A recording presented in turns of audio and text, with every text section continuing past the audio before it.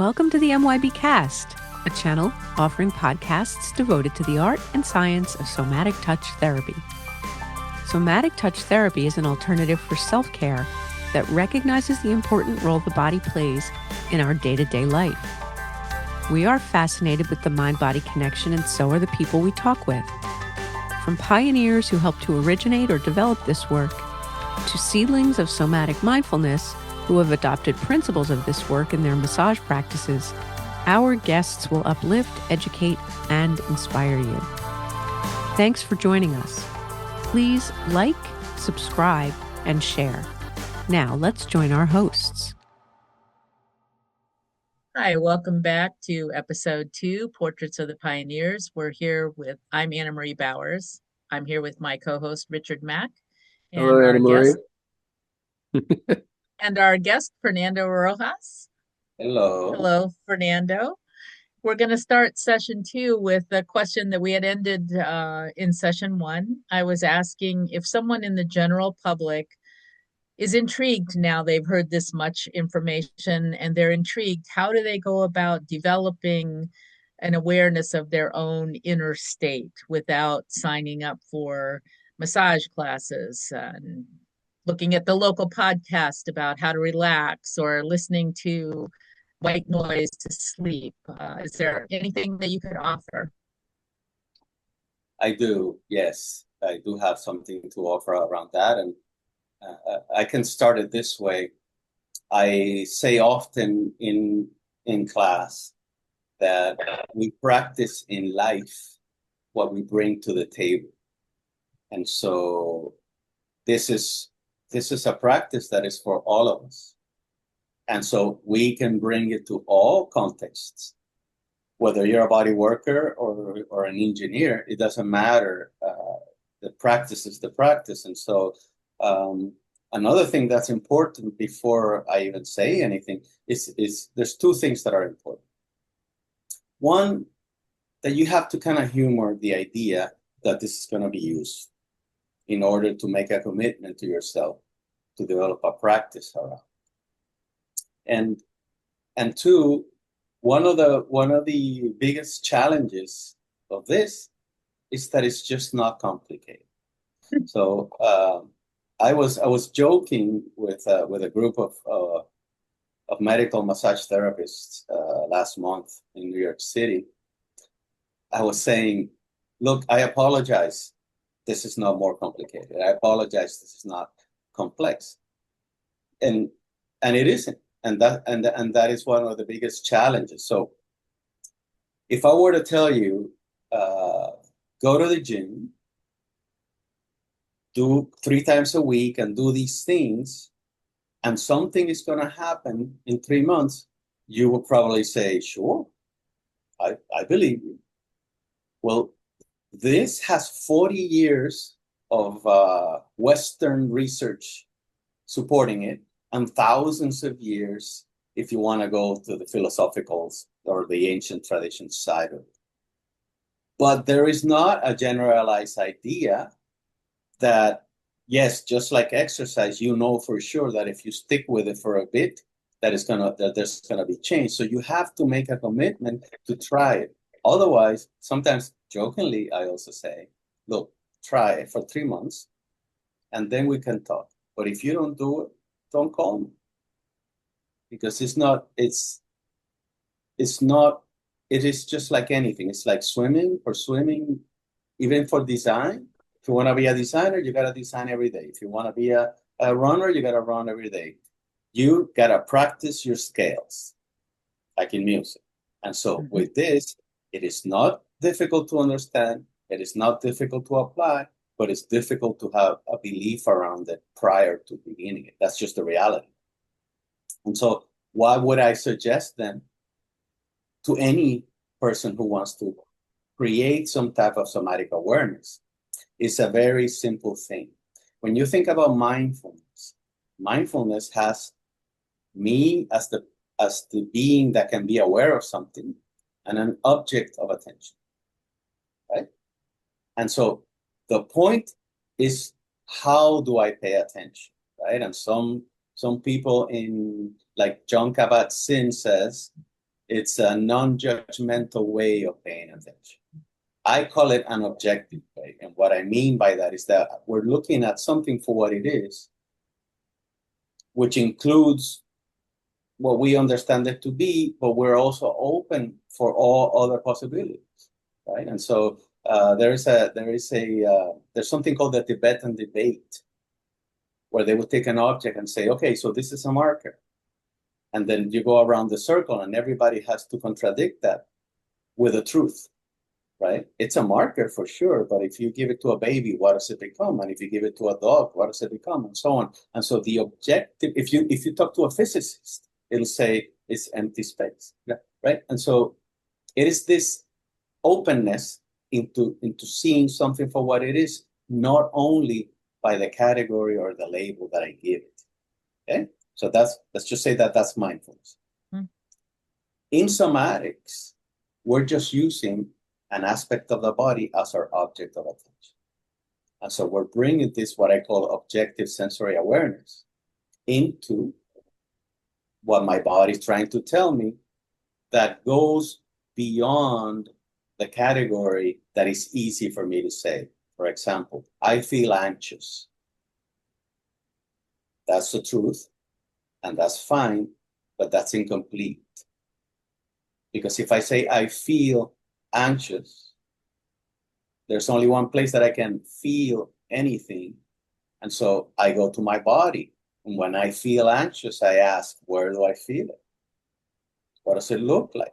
So I go from the how, which is I feel anxious, right, or anxiety, to where, well, it's like in my belly and it's moving to the sides or whatever. And what does it look like? What is its personality? Is it dynamic? Does it stay? Does it move? Right? And so when you complete the experience and you say, oh, now I'm having the full experience by having this objective way of having a relationship with your body, which some people are referring to also as interoception, like experiencing yourself as a living being. When that happens, this is my theory. When we stop to pay attention in that way, the story of anxiety takes a little vacation. I go from a defense and protective state to a state of presence, and then the energy that I am wasting to protect and defend myself from something that is not actually in front of me right now begins to be reclaimed, and the process of healing can begin, right? And so just that simple moment of catching myself when I say a statement, right? I'm not saying the statement is not true. I'm saying when you bring full acceptance to what's happening, it includes everything that's happening. Sometimes I use the cheesecake analogy, right? When you're going to go eat cheesecake, you can either have the experience of what you think eating cheesecake is, or you can have the experience of, oh, I want cheesecake. That's an experience. Here's the imminence of me going to have the cheesecake. That's another experience. Then you have what we would call mindful eating in the process of eating the cheesecake. And then at the end, I have the feeling of, I just had cheesecake. Well, that's a complete mindful experience of eating cheesecake.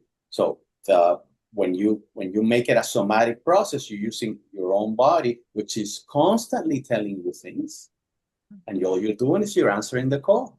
And the way to answer the call is to speak in the language of the body, which is sensation, objective. The body is not saying, oh, yeah, you're the queen of whiplash or whatever. None of that stuff. The body's saying, I have pain here, and it moves over there, and it goes down that way, right? So the practice is catch yourself. With your next thought, some conclusion will come in. I'm not good at math. I don't like my hair, or whatever. Yeah. Next time your next thought comes in, stop and say, okay, where do I feel that? What does it look like? That's the practice. Do it every day. Call me in 100 days. But if you don't do it, don't call. So you heard him. Give him a call in 100 days. We look forward to hearing what happens when you guys try this out there. Richard, you said you had some questions you wanted to ask? Yeah, so the idea of the work that you're doing right now in the somatic mindfulness classes, you've taught well over 3,000 people over the last couple of years. I know we had the good fortune of starting with you the weekend before COVID started. We had a class in New Jersey. We had about 10 or 12 students in there. When that class ended Sunday night, COVID came Monday morning and the world ended. You took this work on your own and you went out and you made this happen. I mean, nobody had anything to do with it other than you, Fernando.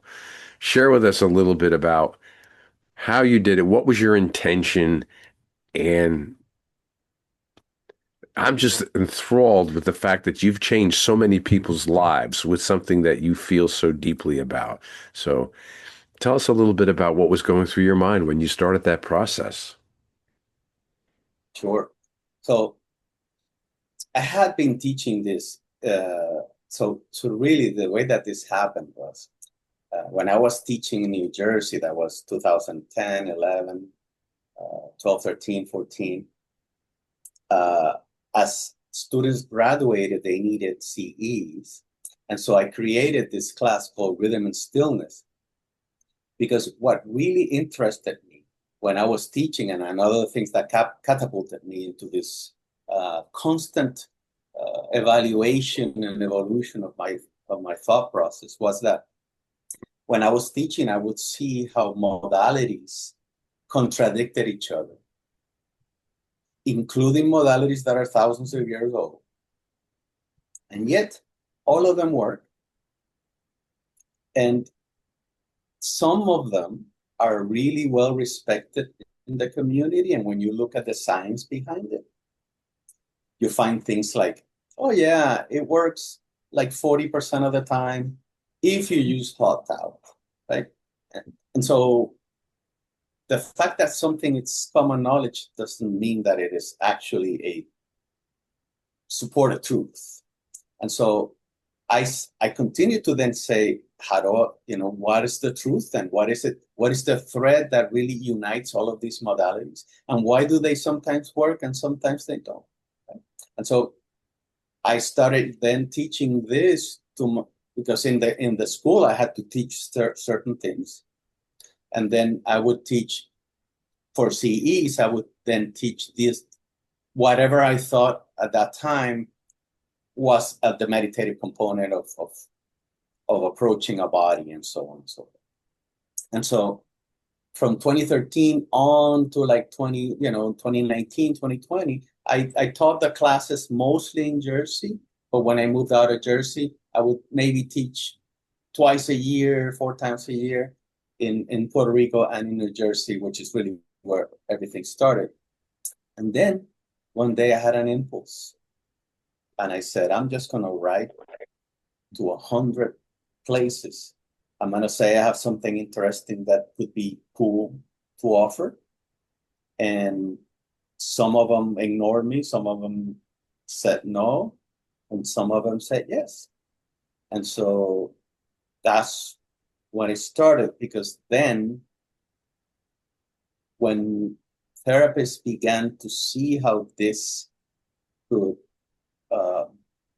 magnify their practices, because another of the principles of this work is, I'm not here to teach you something so that you replace what you're doing. I am here to offer you a way to do things so that your work magnifies and expands and you don't get burned out and you don't injure yourself and your clients will feel it. So you will work less, in a sense. You will have deeper impact and you will recover from burnout. And from what we've seen now, after a couple of thousand people, we have seen changes that are incredible in therapists themselves. And so that was the process. The process was, let's just see if we can get a chance. And after starting to teach, it began to catch up. And I think part of it is that it is not, something that someone said recently was this, unquote, you know what you think massage to CE classes are gonna be? Well, this is none of that. And she added, and so much more, right? And so that's the thing, right? It's not a technique application class. Is how do we have a conversation with the body, and then let's define what a conversation means. Mm-hmm. What I say is that whether it is your teenager, whether it is a dog, a pet, or whether it is a body, all that they want is to be seen, to be heard, and to be accepted. That's it. So how do I convey that to a body in the language of the body using touch, which in this case is somatic touch, which is what I teach massage therapists. And that is the way to create the conditions for transformation to happen that I eventually discover, not that I cause because I know better than the intelligence that's in there in a body. Right? I don't know if I drifted, but that's as far as I got. That's pretty far. And I have to say that I've experienced, having attended quite a few of your classes and participating in the lab work of literally working with people and giving them sessions so they can actually feel what this work feels like. It's taken a change. It's people are not coming to these classes for CEs. They're coming to these classes to change their lives. And in every class, there is a standout of somebody going through some sort of an emotional breakthrough that the class itself is there and helps support that process. And you're a big part of that in the sense that you invite them into a safe space and you explain to them what's going on. And for the most part, the students that are there are just watching and experiencing. And it's an incredible experience to see. So you set up the conditions by which these things can happen. Am I correct? Yes, I think we need to come in with a humble attitude that I don't control the intelligence of life. I am a part of the intelligence of life. And I often say, if it works for this, it's got to work for that, right? Mm-hmm. And so if you take the example of putting a little seed on the earth, a miracle happens. Something begins to grow. I don't have anything to do with that. Mm-hmm. It grows and it always gives me apples and it never fails. Yes. Someone did that, not me. But what I can do is I can help create the conditions so that that growth happens in a healthy way. I don't go and I grab the flower and I pull it because I want it to go faster, right? And so in that same way, in the way that I relate to another human system is to create the conditions for an intelligence that is already there to go do whatever it needs to do whenever it's to the extent that it can, not to the extent that I want. And so I get myself off the hook of whatever it is that the outcome should be. And then I allow for whatever to happen without me putting a limitation in what it can be, because I may be thinking, oh, I gotta get rid of this one thing that I'm focusing on here that I think is wrong. And I'm saying, no, right? Here's this thing that is happening. You do you, right? And so what we do is we create in a person and in class, in a group, a sensation of safety, right? Milton used to say it all the time, right? There is a corresponding, tension pattern in the body to whatever's happening in the mind. And he used to say, you got to reach the mind, right?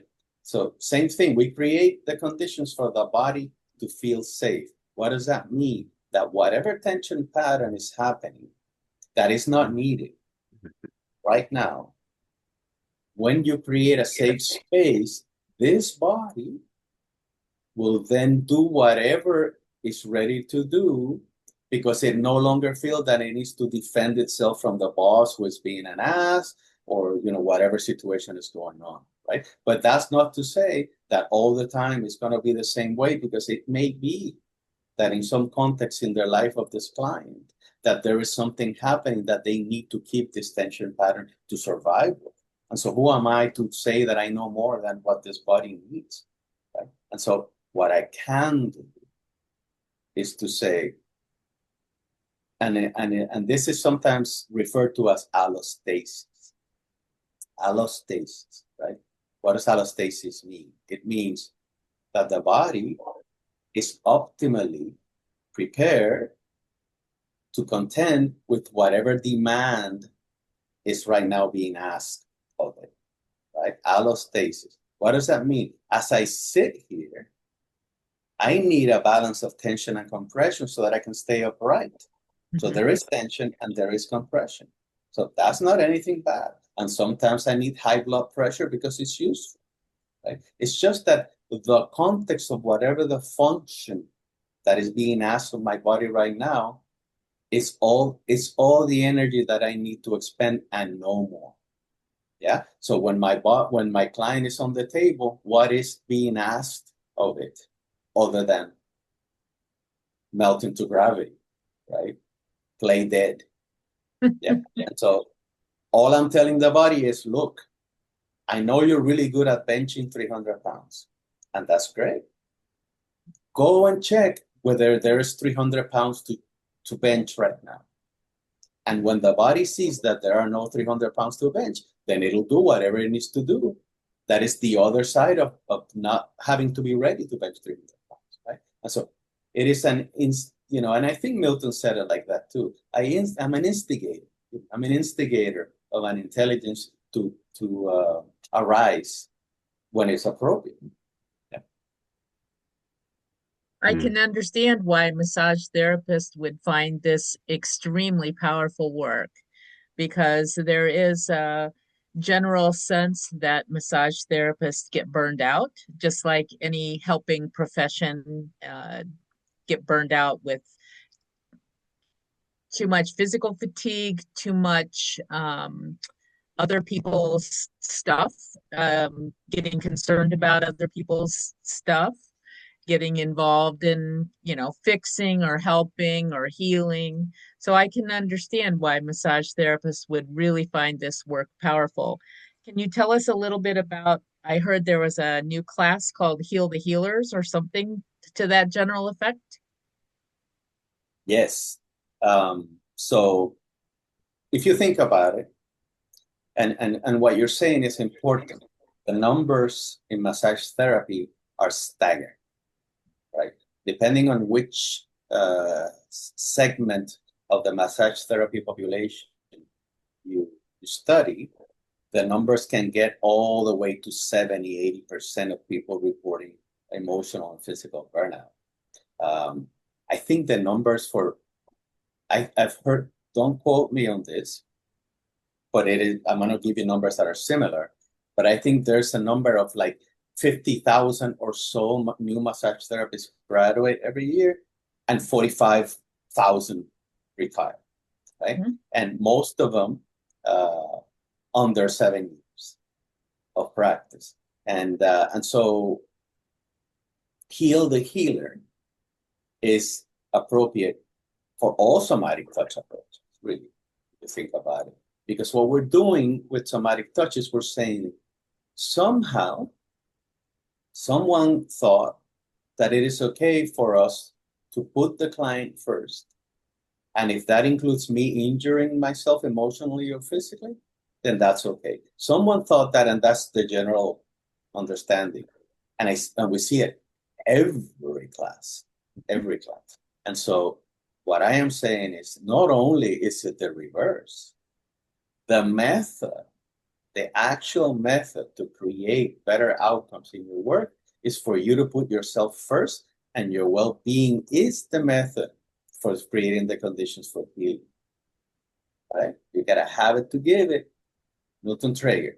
Yeah. So All that's Absolutely. happening in my class is that I took that statement seriously, and I said, let's put it to the test, right? And so the analytical component is cool because people get interested, and then the experiential component is cool because there's this exercise, there's this practice, right? That Rick named it love the foot because it started with a foot, but it's really just love the whatever, you know. It's a tune touch applies to any part of the body, but the practice is to practice a tune touch with one little part of the body that is away from everything, and then all of a sudden, all the way on the other side of the body, things change.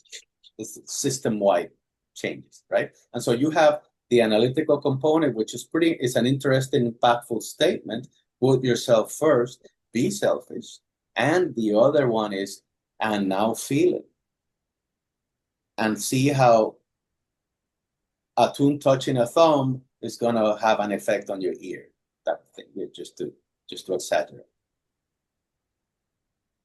So yeah, I mean, for massage therapists, then, you know, the next step is then they're saying it can't be. That's not what I was trained by. And then we say, well, what do you feel, right? What is true for you now, right? So it's no longer here's a great idea. Here's this impactful idea. Let's go feel it. Now that you feel it, what are we gonna do with that? Mm-hmm. I love how the ideas that you come to your go-to response is, let's put it to the test. Yeah. I find that inspirational because go ahead. Go ahead. Yeah. Well, I don't want to forget that you asked me a question, you know, but why did I do this and how did it go? And right. and another answer that is important, you know, is this one.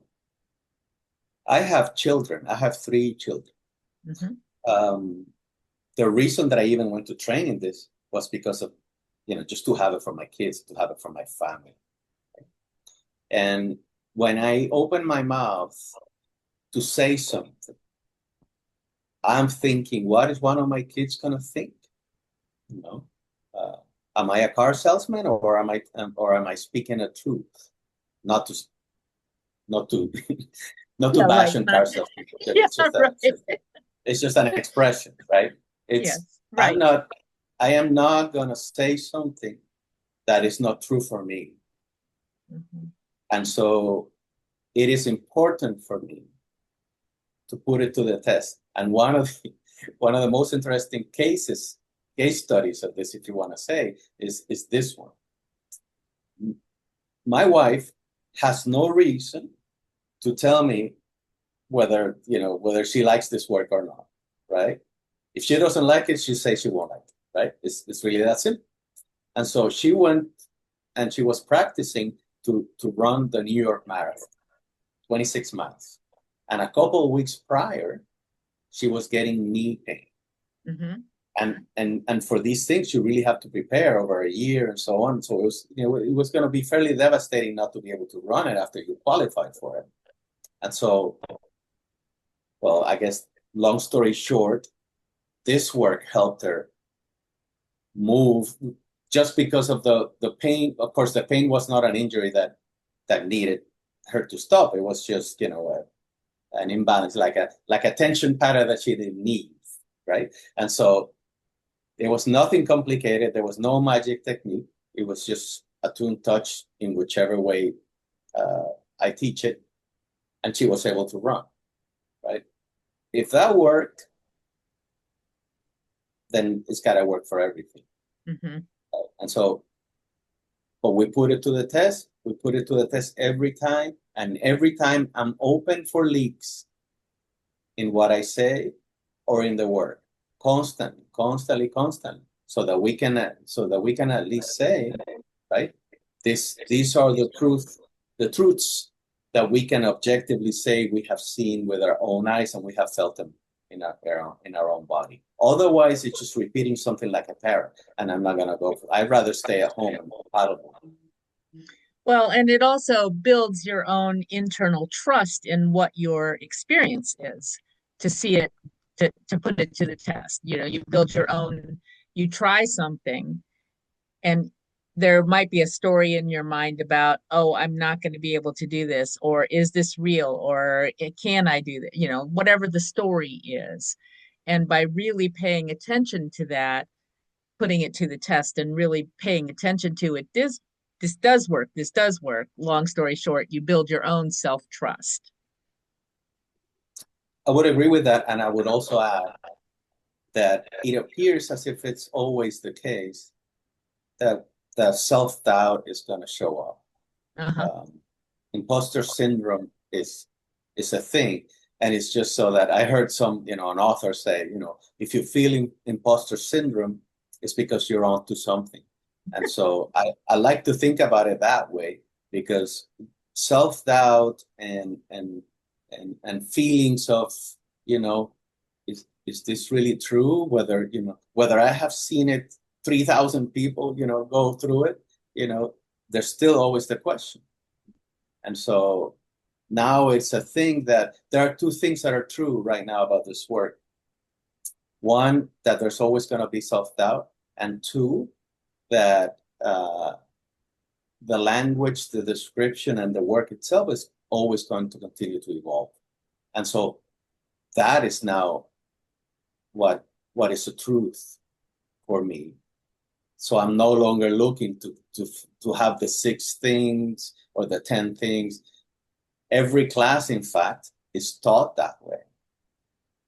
Every class begins with a conversation, and the group leads the class into whatever the curiosities of the classes of the class is, right? And so, because if I'm telling someone, come to the table without a plan, it would behoove me to come to teach a class without a plan, right? Because then I am applying the same principles that I am teaching. And so I feel more at ease that I am not being a hypocrite in a sense, because if you look at it, this could be a worldview.